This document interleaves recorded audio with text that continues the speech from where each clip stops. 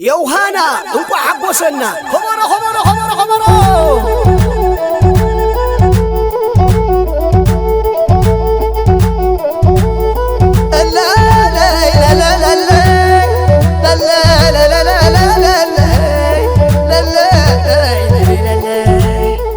سلام زخبركم تخطاتلتنا ابناي لومي تحستونا دما نحفشاوي بقعات تقداداماي كلب انتر مارچ ايرتراوي بينيام غرماي حزنا لكم قريبنا لونا سناي مكتتال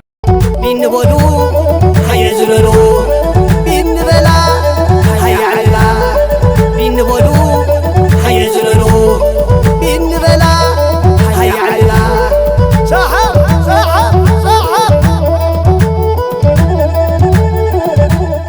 ما بينام غرماي ابزور فرنسا 2024 كم حدا كابتوم زعبيون زبلصون تاريخاوي سند نايت وددريو زغلص زلو افصاصما بينام غرماي ابزنايلو محمد تور كابتس فازلو من اسي ناب استرغاغصه كخوب عبيت وددرات مالت جراند تور ستار زسغاغرلو تاريخاوي معرفيو بحتر زبلن افصاصمو عوت تاريخاوي كمو نبقعتو زمسكر ايو نيرو كبحاليكال نزي دما بزم صعبو نطبطات كنغمغمو خنفتنينا قداماي سلسته تاريخاوي عوتات مالت ناي مدرخ ستيج وينس اتزعابيه مللي افصاصمو سلسته مدرخات معواتيو زعوت زي اب حدا كلاسيكاوي ناي بوزحات قدادمتي سبرينت مالت بانش سبرينت يو تمزغيبو نتوم اب عالمنا زبلصو سبرينترات كم بعل جاسبر فيليبسنن مارس بيدرسنن بليصو معواتو ابز عينت مدرخ كوادادر طراي زي كونه كعوت ون كم زخيل استمسكرلو ينيروم از خالاي عود دما كاب تقداماي نلعلي نبقعتو زغول حينيرو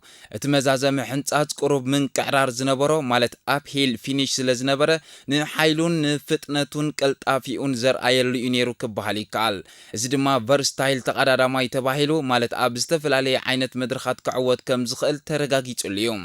እቲ ካልኣይ ቀለስ ንሓምላይ ማልያ ናይ ግሪን ጀርዚው ቢንያም ኣብ ዝቱርዚ ንሓምላይ ማልያ ማለት ናይ ነጥቢ ተዋዳዳሪ ሓደ ካብቶም ቀንዲ ተቃለስቲ ነይሩ ምልባስ ሓምላይ ማልያ ንሓያሎ መዓልታት ነዛ ማልያ ለቢሱ ክጓዓዝ ምኽኣሉ ብሓንቲ ዕድል ጥራይ ዘይኮነስ ብቐጻሊ ኣብ ዝለዓለ ደረጃ ይወዳደር ከም ዝነበረ ይዘርኢ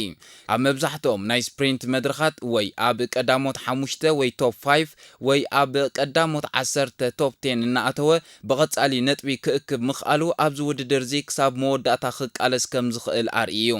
ብስለትን ስትራቴጂያዊ ጥበብን ኣብ ዝሓለፉ ውድድራት ብዝተፈላለየ ቢንያም ዝለዓለ ብስለትን ናይ ውድድር ጥበብን ኣርእዩ ቀዳማይ ንኣቀማምጣ ወይ ፖዚሽን ሆልድ እዩ ኣብተ ናይ መወዳእታ ህውከትን ምርባሽን ዝመልአን ኪሎሜትራት ብልሕን ጥበብን ተጠቂሙ ኣብ ዝበለጸ ቦታ ክጸንሕ ምኽኣሉ ዓቢ ስጉሚ ኣብ ሞያዊ ቴክኒካዊ ብቕዓት እዩ ካልእ ምትሕብባር ጋንታ ወይ ድማ ቲም ወርክ እዩ ጋንቱ ኢንተር ማርቸ ዋንቲ ጎበርት ንዕኡ ንምሕጋዝ ብዝለዓለ ደረጃ ሰሪሓ ንሱ ድማ ነቲ ጻዕሪ ጋንቱ ናብ ዓወት ክቕይሮ ምኽኣሉ መራሒ ጋንታ ምዃኑ ኣመስኪር እዩ ካልእ ጽንዓትን ተቃላሳይ መንፈስን እዩ ቱር ዲ ፍራንስ ናይ 21 መዓልታት ከቢድ ውድድር እዩ ቢንያም ድሕሪ ውድቀታትን ከበድቲ መድረኻትን እኳ ወትሩ ተስፋ ከይቆረጸ ክቃለስ ምርኣዩ ኣካላዊ ሓይሉ ጥራይ ዘይኮነ ኣእምራዊ ጽንዓት እውን ክሳብ ክንደይ ልዑል ምዃኑ ዘርአየሉ ህሞት እዩ ጠቕለል ብዝበለ ገምጋም ክርአ እንተደኣ ኮይኑ ኣብ ናይ ሎሚ ዓመት ቱር ዲ ፍራንስ 2025 ቢንያም ግርማይ ካብ ሓደገኛታት ተወዳደርቲ ሓደ ምዃኑ ኣረጋጊጹ እዩ ኣብ መድረኻት ግራንድ ቱር ንምዕዋት ዘለዎ ዓቕሚ ኣመስኪር እዩ ንኤርትራን ኣፍሪቃን ኣብ ዝለዓለ መድረኽ ብሽክሌታ ዓለም ብዓቢ ውክልና ኣጉልሕ እዩ ኣብ መንጎቶም ዝበለጹ ስፕሪንተራት ዓለምና ማለት ወርልድ ኢሊት ስፕሪንተርስ ቦትኡ ኣውሒሱ እዩ ስለዚ ኣፈጻጽሙኡ ከም ብሉጽ ጥራይ ዘይኮነ ከም ሓደ ንመጻኢኡ ዝውስን ታሪኻዊ መቐይሮ ምስግጋር ዝገበረ ተባሂሉ ብዝተፈላለዩ ማዕከናት ዜና ስፖርትን ተንተንቲ ናይ ዝዓውድን ተገሊጹ እዩ ብቕዓትን ትጽቢታትን ቢንያም ግርማይ ምስ ጋንትኡ ኢንተር ማርቸ ዋንቲ ጎበርት ንዓመተ 2025 ኣብ ሞያዊ ዓለም ብሽክሌታ ሓደ ካብቶም ቀንዲ መዛረብ ዛዕባታት እዩ ናይ 2025 ብቕዓትን ደረጃን ቢንያም ግርማይ ከመይ ኣሎ ኣብ 2025 ቢንያም ግርማይ ካብ ተስፋ ዝንበረሉ ናብ ዝተረጋገጸን ፍሩይን ኮኸብ ዝብል ደረጃ በጽሒዩ ብቕዓቱ ድማ በዞም ስዕቡ ነጥብታት ተገሊጹሎም ቢንያም ንኽብለካ ቢንያም ግርማይ ነዚ ዓለም ዘበልካ ያ ዋይ ዋይ ካልኣይ ዘይፈቱን ትዕርፎ ቀዳማይ ባንዴራኻ ሰቒልካ ያ ሰማይ ንህዝብኻ የዕጉስካ ዳግማይ ገና ክትወፅእ ኢኻ ቀዳማይ ሓበን ኣፍሪቃ ብርቂ ተቐዳዳማይ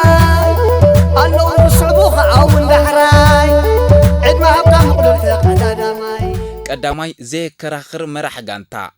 ማለት the undisputed leader ቅድሚ ሕጂ ጋንታ ኢንተርማርቼ ዋንቲ ጎበርት ኣብ ብዙሓት ተቐዳደምቲ ዝምርኮ ስትራቴጂ ነይርዋ ሕጂ ግን ቢንያም እቲ ቀንዲ ማእከል ናይ ዛጋንታ ኮይኑ ክመርሕ እዩ ኩሉ ስትራቴጂ ብፍላይ ኣብ ዓበይቲ ውድድራትን ክላሲካል ፀወታታትን ንዕኡ ንምሕጋዝ ንዕኡ ንምዕዋትን እዩ ተዳልዩ ዘሎ ካልኣይ ብቕዓት ኣብ ዝለዓለ ደረጃ ወይ ኤሊት ቨርሳቲሊቲ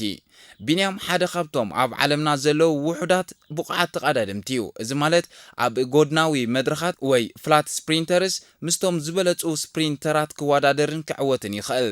ኣብ ምንቅዕራር ዘለዎ መዛዘሚታት ወይ ድማ ኣፕሂል ፊኒሽስ ፍጥነታውን ጥንካራውን ሓይሉ ኣብዚ ዓይነት መድረኻት ኣዝዩ ሓያል እዩ ኣብ ክላሲክ ድማ ኣብ ዙር ፍላንደርስ ብዘንፀባርቆ ዝኣመሰለ ከበድቲ ናይ ሓደ መዓልቲ ውድድራት ዓብይ ተኽእሎ ከም ዘለዎ ተረጋጊፁ እዩ እዚ ድማ ንጋንትኡ ኣብ ዝበዝሑ ዓይነታት ውድድራት ዕድል ዓወት ሂብዋ እዩ ሳልሳይ ዓለም ለኻዊ ተፈላጥነትን ተመክሮን ወይ ድማ ግሎባል ሪኮግኒሽን ኤንድ ኤክስፒሪየንስ ብዓወታት ጂሮ ዲ ኢጣልያን ቱር ደ ፍራንስን ኣብ ዓለም ብሽክሌታ ፍሉጥ ስም ኮይኑሎ እዚ ድማ ኣብ ውሽጢ እቲ ፔሌቶን ወይ ዋና ጉጅለ ዝለዓለ ክብርን ኣኽብሮትን ይህቦ ተቐዳደምቲ ይፈልጥዎን ይፈርሕዎን እዚ ድማ ስትራቴጂያዊ ረብሓ ኣለዎ ካልእ ጋንታ ኢንተርማርቼ ዋንቲ ጎበርት ድጋፍን ድኽመትን ጋንታ ኢንተርማርቼ ከም ናይ UAE ወይ ድማ ቪዝማ ዝኣመሰለት ሱፐር ጋንታ ኣይኮነትን እዚ ድማ ናቱ ረብሓን ድኽመትን ኣለዎ ሓይሊ ጋንታ ሚእታዊት ንቢንያም ዝተወፈየት ጋንታ እያ እቲ ዝዓበየ ሓይሎም ሙሉእ ዓቕሞም ንቢንያም ንምሕጋዝ ምውፋሮም እዩ ነቶም ንዕኡ ዝሕግዙ ተቐዳደምቲ ወይ ድማ ሊድ ኣዊት ራይደርስ ከምኡውን ኣብ ከበድቲ መድረኻት ዘሕልውዎ ተቐዳደምቲ ብፍሉይ የዳለወሉ ካልእ ታክቲካዊ ብልሓት ወይ ድማ አንደርዶግ ብዙሕ ዘይግመት ጋንታ ማለት እዩ ብልሓትን ሃንደበታዊ መጥቃዕትን ተጠቒሞም ዓበይቲ ጋንታታት ከሰንብዱ ይኽእሉ እዮም እቶም ንቢንያም ኣብ መወዳእታ ኪሎሜተራት ናብ ዝበለፀ ቦታ ዘብፅሕዎ ተቐዳደምቲ ጌና ከም ናይ ፊሊፕሰን ጋንታ ዝኾነት ኣልፒቻን ዴቹኒክ ከምኡውን ናይ ፔደርሰን ዝኾነት ጋንታ ሊድል ትሬክ ዝኣመሰላ ፅኑዓት ኣይኮኑን ዘለው እዚ ኣብ 2025 ናይዚ ዓመት እዚ መድረኽ ክመሓየሽ ዘለዎ ቀንዲ ነጥቢ እዩ ነይሩ እዮ ገዛኦም ድማ ዘጻፈፉ ይመስሉ ካብ ቢንያም ግርማይ ዘሎ ትጽቢታት ናይዚ ውድድር እዚ እንታዩ ትጽቢታት ኣብ 2025 ኣዝዩ ልዑል እዩ ካብ ምስታፍ ናብ ምዕዋት ዝተሰጋገረ እዩ ኮይኑ ዘሎ ኣብ ቱር ዲ ፍራንስ ሓምላይ ማልያ ወይ ድማ ግሪን ጀርዚ ንምውናን እቲ ዝዓበየ ሸቶ ንሓምላይ ማልያ ክሳብ ፓሪስ ምቅላስን ምዕዋትን እዩ ኣብ ናይ መድረኽ ዓወትን ስፕሪንትን ኣብ ማእከላይ ነጥብታትን ብዙሕ ነጥቢ ክእክብ ስለ ዝኽእል ዓብይ ዕድል ኣለዎ ካልእ ተደጋጋሚ ዓወት መድረኽ ወይ ድማ ማልቲፕል ስቴጅ ዊንስ እዩ ሓደ መድረኽ ጥራይ ዘይኮነ ክልተ ወይ ካብኡ ንላዕሊ መድረኻት ክዕወት ትጽቢት ይግበረሉ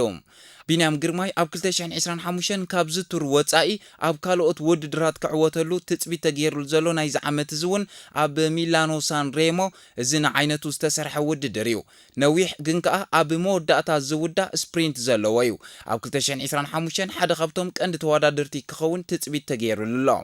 ኣብ ዙር ፍላንደርስ እውን እዚ ውድድር እዚ ንሓይሉን ንጽንዓቱን ዝፍትሽ እዩ ኣብ ቀዳሞት 5 ከኣቱ እውን ብልሓት ተጠቒሙ ክዕወት ትጽቢት ተገይሩሉ ብዘይካዚ ኣብ ገንት ወቨልገም ሓደ ግዜ ዝተዓወተሉ ዝኣመሰሉ ውድድራት ዓወቱ ክደግሞ ትጽቢት ይግበረሉ ካልእ እውን ቻምፒየን ዓለም እዩ መስመር ናይ 2025 ቻምፒየን ዓለም ኣብ ኪጋሊ ሩዋንዳ ኮሮቤታማ ናብ ዝተባሃለ መወዳደሪ ባይታ ንዓይነቱ ዝምች እዩ ኣብ ዓዱ ኣፍሪቃ ዝግበር ውድድር ስለ ዝኾነ እውን ሓደ ካብቶም ዝዓበዩን ቀንዲ ተወዳደርትን ክኸውን እዩ ኣብ 2025 ቢንያም ግርማይ ምስ ጋንትኡ ኢንተርማርቼ ዋንቲ ጎበርት ከም ሓደ ካብቶም ዝፍርሑን ዝተመልኡን ተቐዳደምቲ ጌርካ ኢኻ ትጽበዮ ክበፅሖም ትጽቢት ተገይሩሉ ዘሎ ሸቶታቱ ካብ ዝሓለፈ ዓመት ዝለዓለ ኮይኑሎ ዓወት ሓምላይ ማልያ ኣብ ቱር ዲ ፍራንስ ምዕዋት ሓደ ካብቶም 5 ዓበይቲ ክላሲካል ተጻወቲ እዩ ከምኡውን ሜዳልያ ኣብ ሻምፒዮን ዓለም ጋንትኡ ነዚ ንምዕዋት ዝከኣላ ኩሉ ደገፍ ክትገብረሉ ምዃና ዓወት ድማ ኣብ ትጽቢት ምዃኑ ሓቢራላ ቢንያም ንኽብለካ ቢንያም ግርማይ ነዚ ዓለም ዘበልካ ያ ዋይ ዋይ ካልኣይ ዘይፈቱን ትዕርፎ ቀዳማይ ባንዴራኻ ሰቒልካ ያ ሰማይ ንህዝብኻ የዕጉስካ ዳግማይ ገና ክትወፅእ ኢኻ ቀዳማይ